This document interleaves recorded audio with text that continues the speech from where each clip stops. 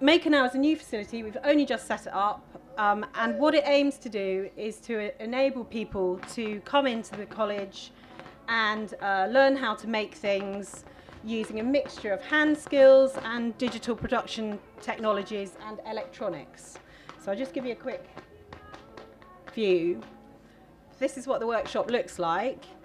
And the idea about it's based on something called a Fab Lab model, and Fab Lab is something that came out of MIT some years ago. And the idea with the Fab Lab was to take some quite basic digital production kit and put it into community and give people the opportunity to have a go with it and see what they came up with, so to bring their ideas to it. So the Fab Lab is a community resource, and it's really about sharing ideas and skills and coming together to develop stuff, make stuff that's useful for your community. So in the lab, we've got a laser cutter on the left side there. There's electronics. This is a digital CNC mill. There's our own CNC machines that we've made ourselves. There's a little rapid prototyping machine. And so it's just a mixture of a workspace. We ran an open day a couple of weeks ago, and people came and they made little brooches, laser cut little bird brooches with put neon lights in them. They did all the wiring and the electronics for that. We made little synthesizer postcards, so you could cut out an electric circuit and make your postcard into a tiny little synthesizer. Sorry about the feedback, is it a bit? So the Fab Lab, the Maker Now Lab, is open 5 days a week, and one day of that week it's open to everybody for free. Anybody can come with their idea, their project, and have a go. But they can only come and do that on the basis that they share with everybody else. So they have to share their ideas. You can't just come in and do a bit of commercial work and not tell anybody what you're doing and so on. So it's really on that principle of education, sharing, and community. And then the rest of the time it's engaged with research projects and commercial projects if people want to come and pay to use the kit and develop their commercial work. So just to give you an idea of the kinds of things that we've done previously on which this kind of new lab is based, here's some work by Lucy Turner, who runs her business from Penryn in near Falmouth in Cornwall. And we ran a project called Repeat and Variations some years ago with Hidden Art Cornwall. And Lucy came and she started to use the laser cutter, the digital laser cutter, to make inlay for furniture. And this was 2005, 6, and she's based her business on that. And she's now very successful. She has work in John Lewis. She's making things and selling them, making her living out of that. So we feel very proud of that as a kind of, we enabled her to develop her business in that way. And in terms of the kind of social change or forces for social change that's the theme of today's talks, what Lucy does is she upcycles furniture. So there's a kind of sustainable element to this. Sometimes she uses things which are on free cycle, or sometimes she buys quite more expensive kind of G-plan or other pieces of furniture. And then she creates this beautiful inlay using the laser cutter and sells it on. And this is another project that we've done. My colleague Justin Marshall did this one, and this was about enabling people to have better access to 3D CAD software. I don't know if any of you have ever used 3D CAD software. It's pretty impenetrable and not very intuitive. And so this was a funded research project, and the idea was that Justin worked with a technologist, programmer, to develop an interface that was more user-friendly. So you can see a bit of the interface on the right there. Basically, you can take those forms across the top and populate a preset form with them. And you do that interacting with the computer. And then you have a three-dimensional CAD file which can then be printed using a rapid prototype machine. So, and here we have a little girl who came to the exhibition, had a go with the software, and produced her own bowl with which she was very pleased. So there's a community element to that, and a kind of trying to get people more engaged in making processes. And you can scale up the forms that you can make and scale them right down as well. So there's a kind of macro, micro kind of quality to the things that it's possible to make.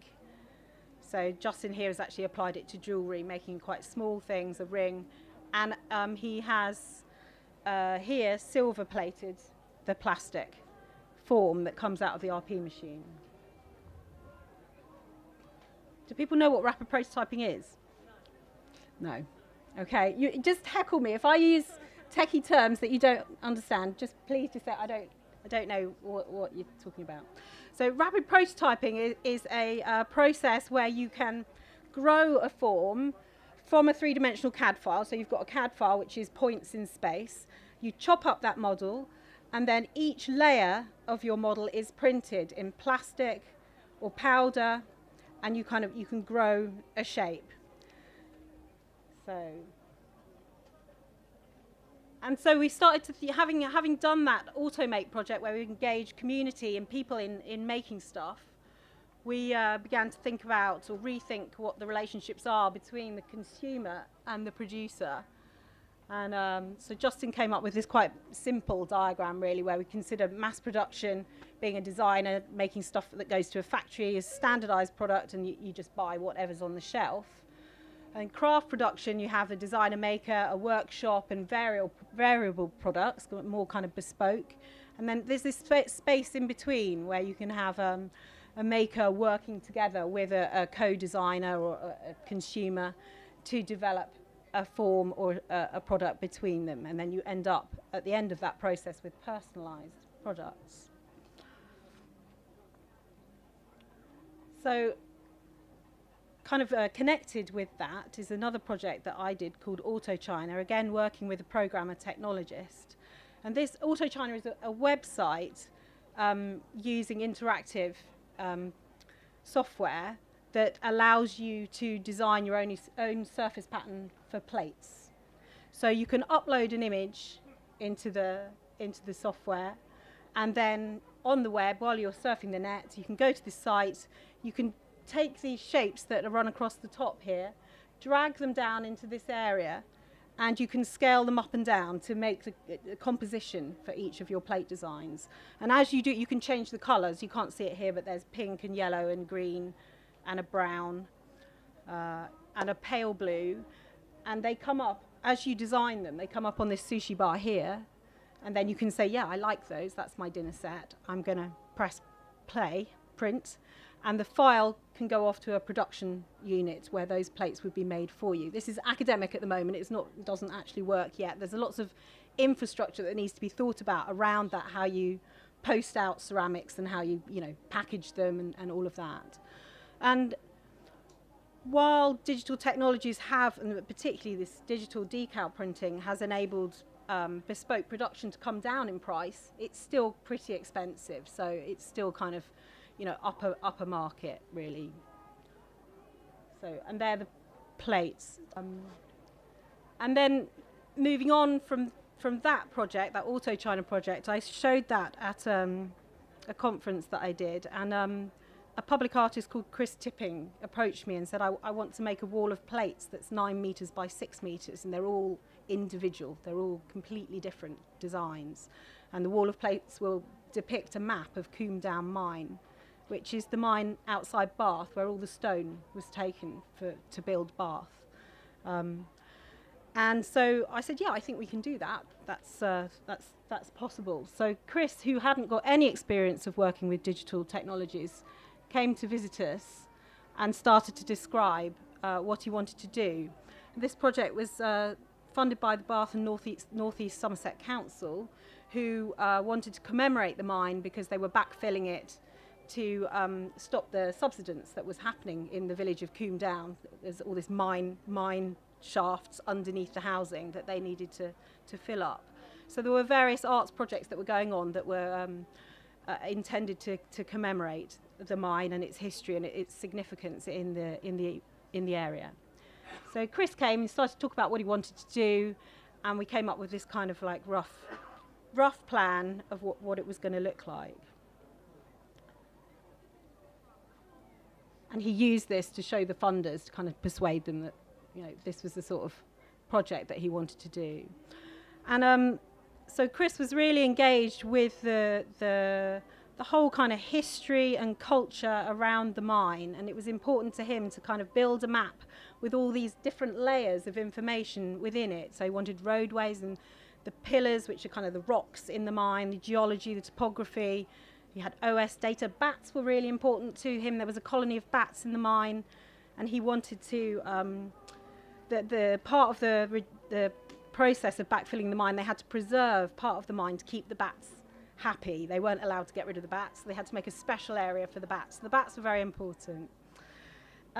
He was also,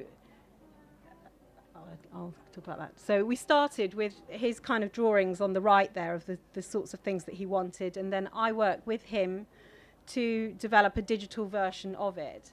Interestingly, Chris thought that, you know, CAD would be, computer-aided design would be a quick fix. It would be something that was fast, and actually he was just surprised when it took me quite a long time to work out how to do what he wanted to do and how to give it subtlety and you know, a really strong aesthetic quality.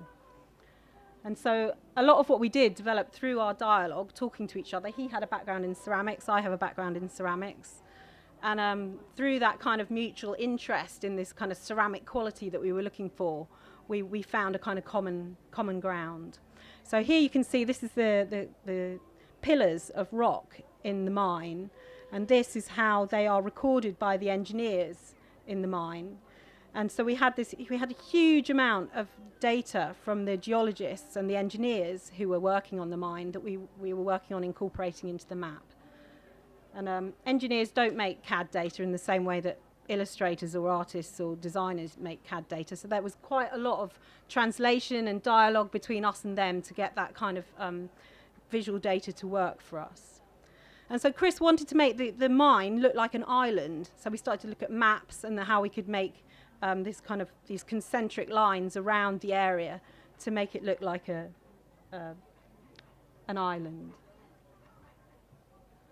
And that's a little bit of detail of the first kind of iterations of the design. And that's the bats. And the other thing was that, of course, the mine had been used as a dustbin for many, many years. People had thrown stuff down it. So when the archaeologists went down there, they discovered lots of lovely shards of ceramic and old bones and all sorts of stuff. And so we decided it would be really lovely to incorporate these shards into the design as well. So these are Chris's paintings from shards of blue and white ceramic that he found down the mine. And then I began working on digitizing those so that we could incorporate them into the map. And then we had OS data of all the houses that were over the mine.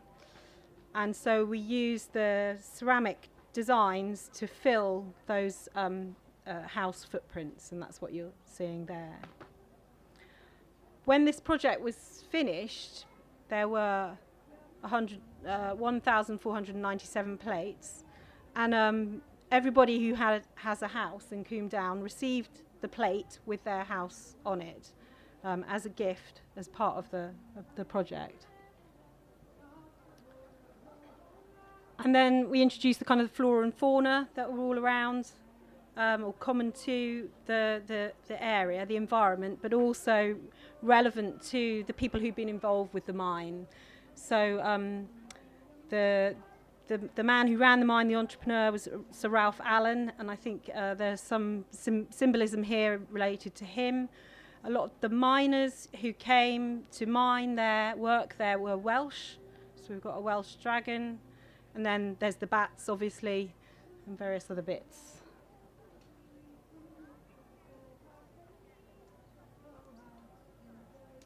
And there's the miners.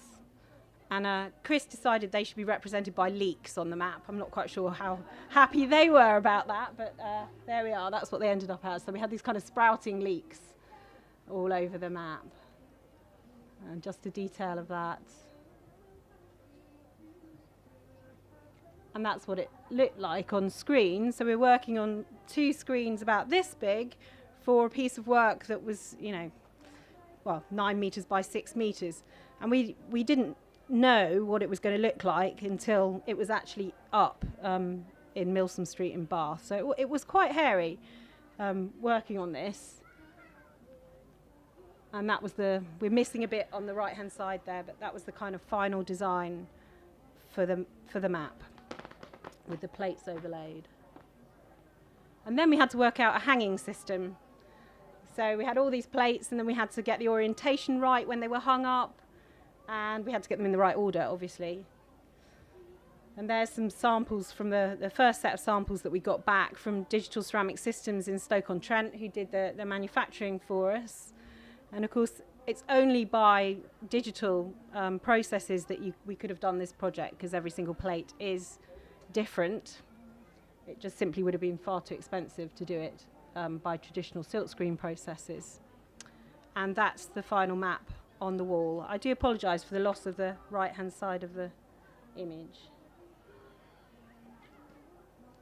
That's at the end of that. Okay.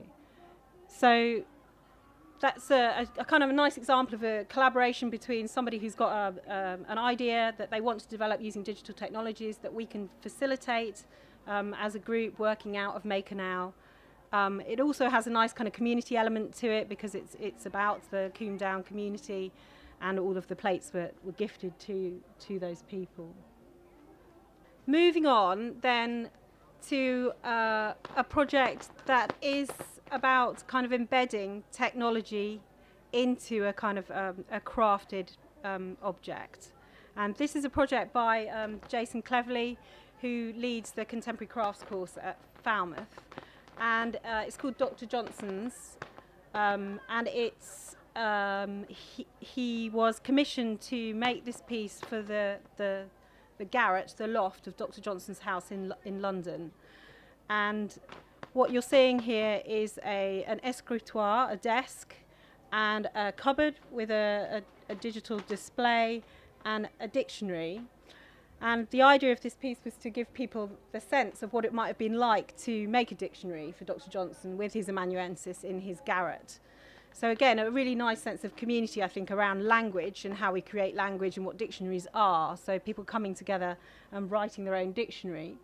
And the technology behind it is that there are these pages in this book where people were invited to come and write their own words, made up words, and do a little drawing. Is that it has lots and lots of digital dots on it, and when you use a special pen on top, it records what you've drawn and what you've written.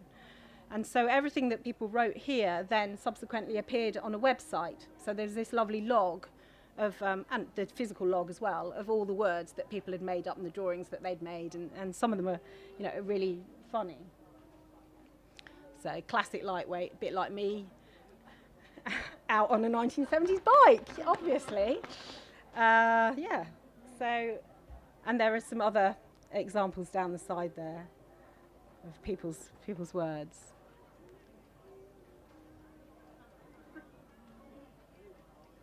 What's that? Cuddy, someone who shares some characteristics with a donkey. That's quite funny.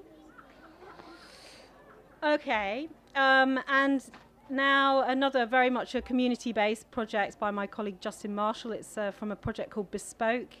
And this project was about working with people who are currently excluded from the use of digital technologies, who aren't getting the benefits of them, and trying to introduce ways of using them to them which use craft kind of methods. So Justin made a book which is basically a record and playback device, and you're seeing some school children here having a go with it. And what you can do is you can take an object and you put a little RFID tag, a special digital tag, onto its bottom. You place it on the book, and then you get a card that says record, and you can tell your story about that object. So this was designed for use with families and in schools, so people could kind of create their stories around their familiar objects. So people would come. It might be a cup and saucer that Granny has had on her shelf for years and years and years, and she can tell a story about that cup, and then other people can come along and hear that story, and then they can also tell another story about that cup. So you're kind of building up these layers of narrative around these objects. And Jocelyn made the book. It's got a lot. It's leather bound. It's kind of wood, and it's kind of got these characteristics that are a bit crafted. They've got a kind of aesthetic quality to them that take them beyond the very dull kind of digital interface that we're used to. Trying to get us away from the screens, the mice, and all those things which make us feel dull after a time. And another example of this is kind of like craft in healthcare and well-being. This is a project by Chloe Minek, who's a craft and technology resident with us. She was with us for 3 months. She completed a couple of weeks ago.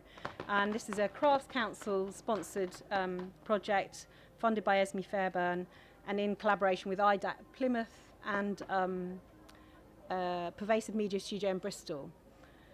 So what Chloe has made is a music memory box for people with Alzheimer's or dementia. And I'm going to show you a little film about it because it's actually a very lovely film. But it's about using objects around the home, talking to the person who owns them, and then talking about songs or music that they associate with those objects or the people that they associate with those objects. So it's kind of making connections between objects and music. But I'll play you the film because Chloe's very articulate about it. Is it going to work? There we go. We should have sound.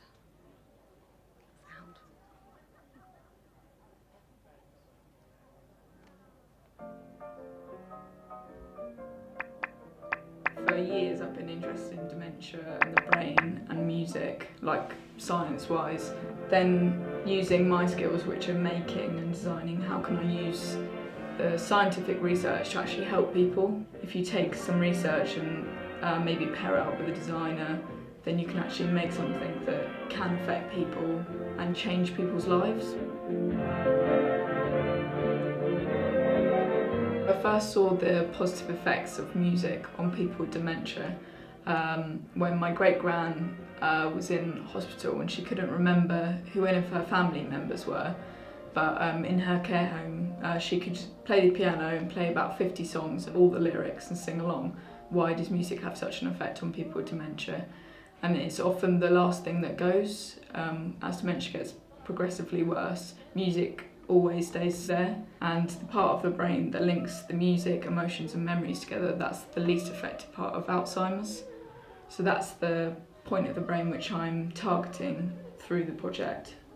It's a multi-sensory reminiscence activities. The person you're trying to remember is not only an object, they're a song, they're a story in your life, and it's all about communication as well, because often people with dementia are quite difficult to communicate with. But putting on a favourite piece of music suddenly starts all these different emotions and memories. So what does this song, why is it related to a chicken? Because my father, when I was a child, had a wind-up gramophone, and my father was very fond of, what's her name? Gracie Fields, that's right. And my mother used to tease him about it. Do you think you'll regard it as a precious object? Well, the memory is precious, Yeah. and to look at the chicken remind me of all this process that we've been through as well, which will be nice. Yeah. And yes, of course it'll remind me of that time. Yeah, I love those chickens. So this is the first version of the music memory box, and it's one person's box called Barbara, and each object relates to someone in her family, and each object sets off an individual piece of music. I'm developing on the residency a kit version, so for example anyone that wants a music box, whether they're 7 years old or 80 years old, should be able to, with their families, make a kit about their most important memories, people and objects. The objects use RFID tags. They're used in Oyster cards around London. There's a reader inside the box that picks up this individual number. So in the kit version, these will come as stickers, so you can attach them to objects you already own, or you can make new ones. I've been collaborating with Autonomatic, and I've been talking to Katie in particular about how the project develops. I'm Associate Professor of Design at Falmouth University, and I lead the Autonomatic Research Group, exploring digital technologies and craft practices, working alongside Chloe. She's incredibly dynamic and hardworking, and she's really thrown herself into the work that she's doing in relation to health and well-being for dementia care. My role in supporting Chloe has been in discussing her design concept with her, introducing her to people who can help her with her project, in particular Arts for Health practitioners in Falmouth, and getting her access to the workshops here so she can actually make some stuff.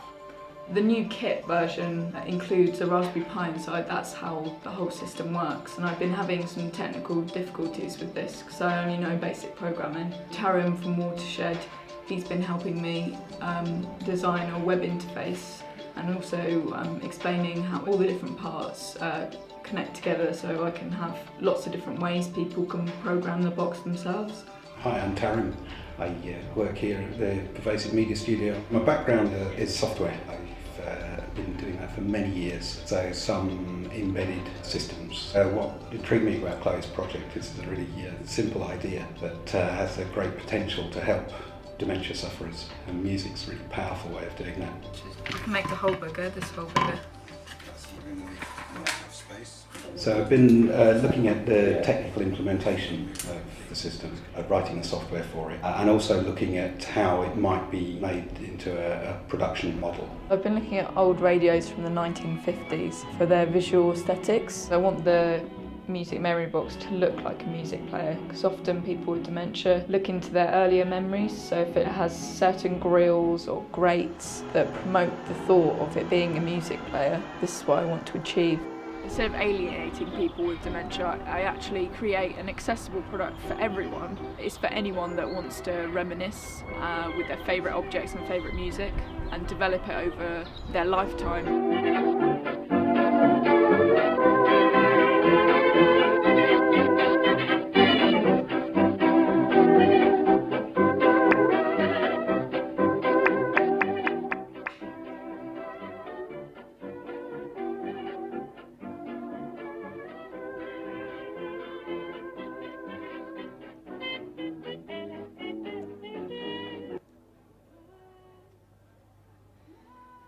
So a nice example, I think, of where craft and technology and a kind of a new area for craft practice to work in, and that the technologies involved in the production of that piece of work are the kinds of things that we have at Maker Now, but also we have access to this wider network of technologists who are at Pervasive Media Studio and IDAT in Plymouth.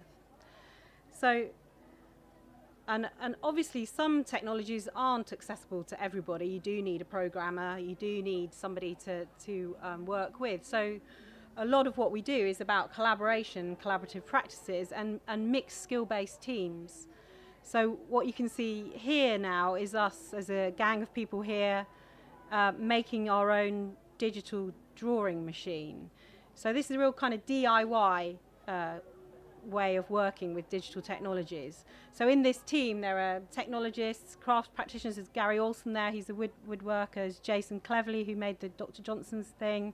There's Matt, he's a ceramicist, and there's Dave, he's a technologist. There's a couple of technologists and a kind of a mixture of people working together and using some very kind of basic bits of kit to construct our own machine, which all in all costs around £500. So again, you think of technologies being incredibly expensive and inaccessible. Actually, we're beginning to make our own, and it's not just about cost that's driving out that interest in making our own, although that is very important.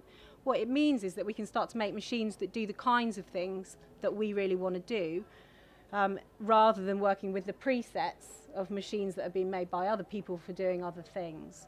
So here we've made a machine, and we are just about to draw on it with slip to make a kind of decorative pattern on a tile. So this project was about a year ago, and I've progressed this since now onto a machine that's specifically about ceramic decoration. And maybe I'll show you.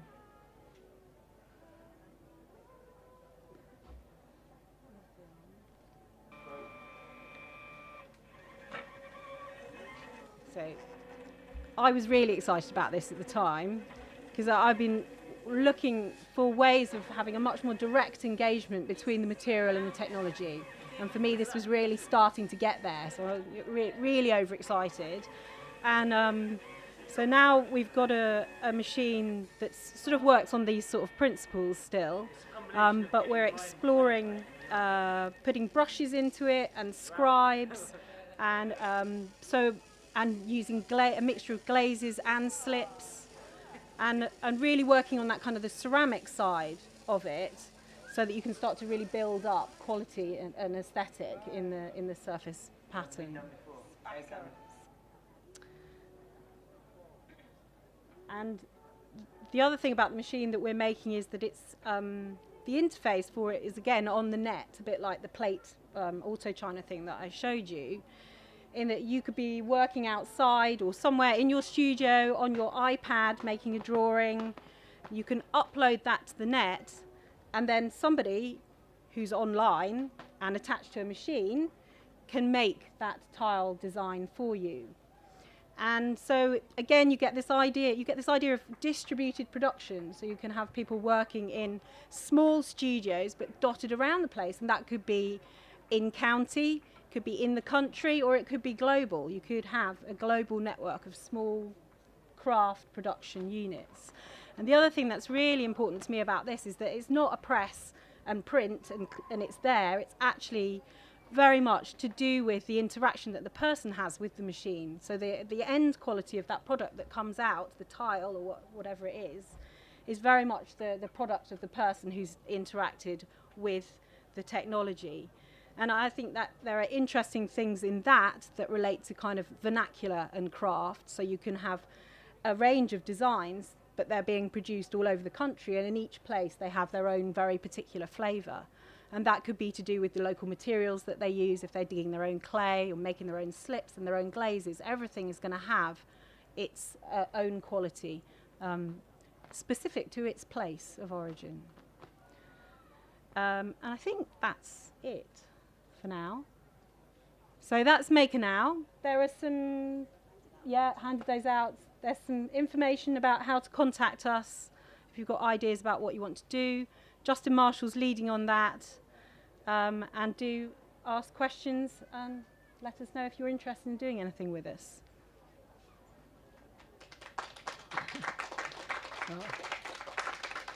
Thank you.